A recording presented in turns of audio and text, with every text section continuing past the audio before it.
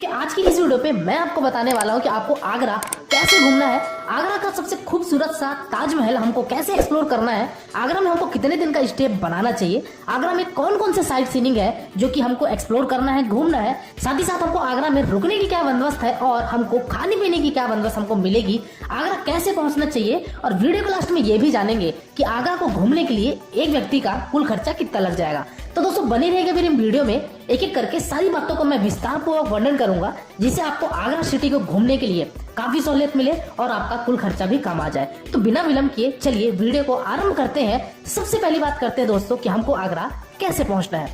दोस्तों यहाँ पे आगरा पहुंचने के लिए आपके पास दो मेजर ऑप्शन है।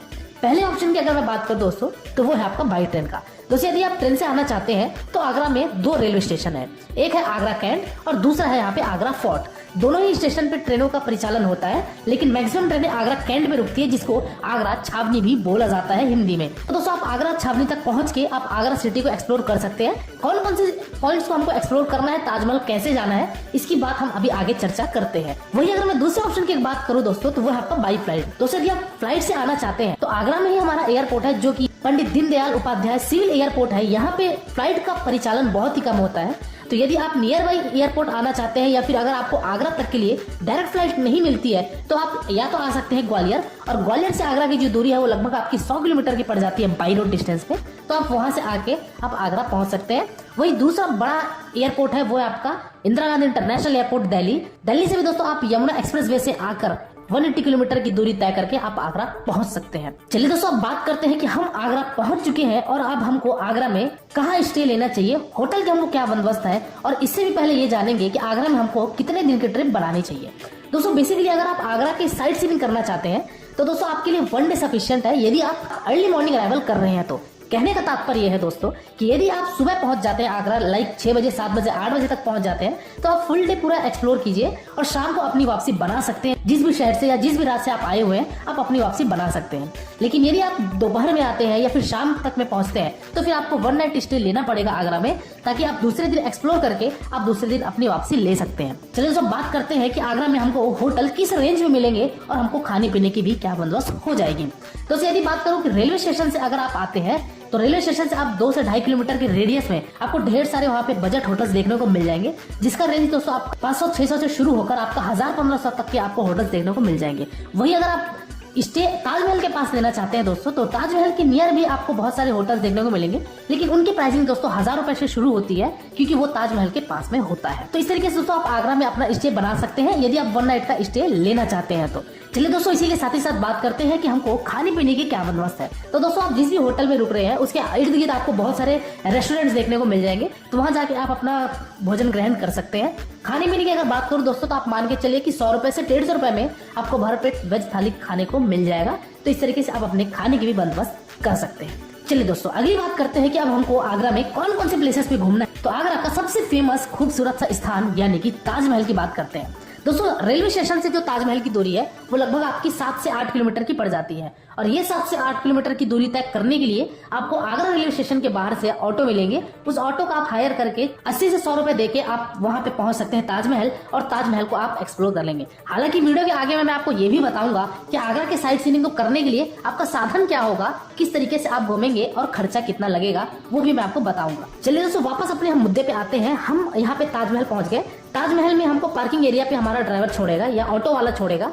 दोस्तों पार्किंग एरिया से ताजमहल की जो टिकट काउंटर है वहां आपको सबसे पहले जाना है, जिसके लिए आपको थोड़ा सा 5 से 7 मिनट पैदल चलना पड़ेगा क्योंकि पार्किंग एरिया को काफी दूर बनाया गया ताजमहल के प्रांगण से। तो दोस्तों 5 से 7 मिनट की वॉकिंग डिस्टेंस करके सबसे पहले पहुंचेंगे आप टिकट काउंटर पे। टिकट काउंटर दोस्तों यहाँ पे आप लगिए। इंडियन के यहाँ पे टिकट की एंट्री फीस जो है दोस्तों वो 50 रुपए की है, और यही अगर मैं बात करूँ फॉरेनर्स की तो दोस्तों यहाँ 500 रुपए 550 रुपए आपको फॉरेनर्स की टिकट देखने को मिलेगी। तो दोस्तों यहाँ पे आप लाइन में लगिए, टिकट लीजिए। टिकट लेने के पश्चात यहाँ पे दोस्तों आपकी चेकिंग होगी, पॉकेट चेकिंग, बैग चेकिंग होगी। मेटल डिटेक्टर से गुजारा जाएगा जहाँ पे आपकी पूरी चेकअप होगी और बैग की भी आपकी चेकिंग होगी। किसी भी तरीके का दोस्तों आप बड़ी इलेक्ट्रॉनिक गैजेट्स लेके नहीं जा सकते हैं आप ताजमहल के अंदर पे। तो उस चीज का आप जरूर ध्यान रखिएगा। अदरवाइज वहाँ पे क्लॉक रूम बने हुए हैं, लॉकर बने हुए हैं, तो आप लॉकर में भी रख सकते हैं अपने सामान और वापसी आते समय आप अपने वो कीमती सामान ले जा सकते हैं। चलिए दोस्तों हम बात करते हैं कि हमने टिकट चेक करा के हम ताजमहल के मेन प्रांगण में पहुंचते हैं। यहाँ पे पहुंचते साथ ही दोस्तों आपको पहले एक सेकेंडरी गेट देखने को मिलेगा, जो कि बहुत बड़ा सा ये आपको गेट देखने को मिलेगा। पहले तो यहाँ से आपको ताजमहल नजर नहीं आएगा, लेकिन जैसे ही आप इस गेट से अंदर प्रवेश करते हैं तब आपको यहाँ से मुख्य द्वार मिलेगा। और इसी मुख्य द्वार पे अगर आप गाइड हायर करना चाहते हैं तो आप यहाँ से गाइड भी हायर कर सकते हैं, जिसका कॉस्ट 200 रुपए होता है और वो आपको पूरे ताजमहल का मकबरे की पूरी जानकारी देगा और आपको 200 रुपए में वो पूरा विजिट करवा देगा ताजमहल के जो भी A से लेकर Z तक इन्फॉर्मेशन होती है। तो बट यदि आप पूरे नेचर को एक्सप्लोर करने आए हैं, ताजमहल को देखने आए हैं, उसकी खूबसूरती को देखने आए हैं, तो फिर आपको गाइड लेने की आवश्यकता नहीं है। तो दोस्तों यहाँ पे आप पहुंचेंगे और यहाँ से देखेंगे इस खूबसूरत से हमारे संगमरमर की ये ताजमहल काफी ज्यादा आपको लुभावित करेगी। तो मुख्य तौर से दोस्तों जैसे ही आप थोड़ा सा और आगे बढ़ते हैं यानी कि ताजमहल की तरफ बढ़ते हैं, तब आपको वहाँ पे एक और एंट्री टिकट देखने को मिलेगी, जहाँ पे आपको 200 रुपए की एंट्री टिकट कटवा के और जूतों पे शू कवर डाल के आपको मकबरे के पास जाने को मिलेगा। कहने का मतलब यह है दोस्तों कि यदि आप ताजमहल के अंदर मकबरे में जाके दूर से विजिट करना चाहते हैं तो फिर आपको वहाँ पे 200 रुपए की और एंट्री टिकट कटानी पड़ेगी, जिसका टिकट काउंटर वहीं पे बना हुआ है और वहाँ पे आप पे करके टिकट लेके आप वो भी जा सकते हैं। अदरवाइज आप चाहें तो अगर ताजमहल के इर्द गिर्द घूमना चाहते हैं, ताजमहल के कैंपस में घूमना चाहते हैं, तो फिर आपको ये 200 रुपए की टिकट कटाने की आवश्यकता नहीं है और आप ताजमहल के इर्द गिर्द भी घूम सकते हैं। तो दोस्तों ये रहा खूबसूरत सा ये संगमरमर का ताजमहल, बहुत ही ज्यादा शानदार व्यू देखने को मिलेगा। ताजमहल के ठीक पीछे दोस्तों आपको यहाँ पे बहती हुई यमुना नदी, पीछे यहाँ पे मेहताब बाग और सामने में हमारा ताजमहल, ये काफी ज्यादा अच्छा एक्सपीरियंस आपके लिए होगा। तो दोस्तों इस तरीके से आप ताजमहल में विजिट कीजिए। ताजमहल में दोस्तों घूमने के लिए आपको कम से कम 1.5 से 2 घंटे लग जाते हैं, क्योंकि काफी बड़ा प्रांगण है।